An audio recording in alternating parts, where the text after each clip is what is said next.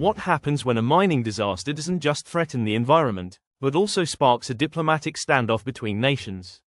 Earlier this year, a toxic spill in Zambia's copper belt plunged a community into crisis.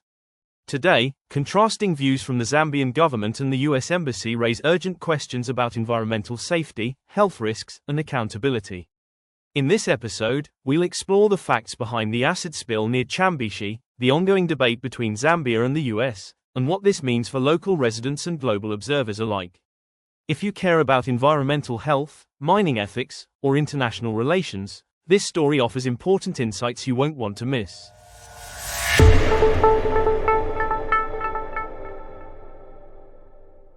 Back in February, a major environmental accident shook Zambia's copper belt.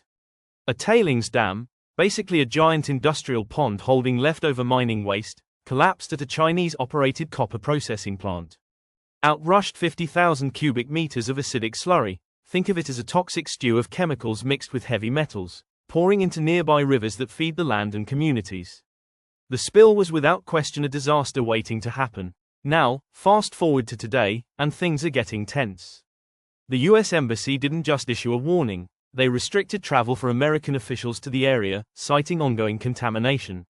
The embassy's alert says water and soil around Chambishi are still polluted, and worse, these contaminants may even become airborne, posing health risks. But the Zambian government begs to differ. At a press conference, spokesperson Cornelius Mwitwa painted a very different picture, one of progress and reassurance. He says lab tests show the pH levels, a measure of acidity, have returned to normal.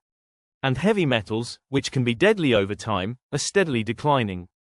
According to him, the immediate risks to people, animals, and plants have been controlled. How did they do it? The government has been adding lime to the contaminated areas. Lime is like the miner's secret weapon. It neutralizes acid, much like how baking soda calms down a stomachache. Zambia's Water and Sanitation Minister, Collins Nzovu, also emphasized that Zambia is ready to talk with the US to address concerns. Meanwhile, the company responsible, Sino Metals Leach Zambia, is funding the cleanup and cooperating with government efforts. But representatives of the company have stayed silent in public, which leaves a bit of a question mark hanging in the air. So where does this leave us?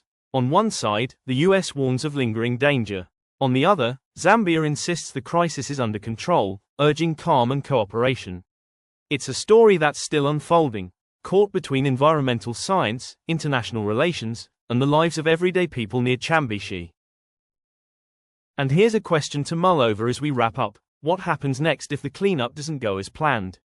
How far-reaching could the impact be, not just for Zambia but for other mining regions around the world facing similar challenges? Stay tuned, because this is just the beginning of a much larger conversation about mining, health, and responsibility. So, what do you think? Should Zambia's reassurances ease our worries, or should the US Embassy's warning push us to keep watching closely? If you live in or near mining areas, how do environmental risks like these affect you personally? We want to hear your thoughts. Drop us a comment to know your perspective. Don't forget to subscribe so you'll catch our next episodes where we dive deeper into stories like this, and keep you informed about the issues that shape our world. Until then, stay curious and stay safe.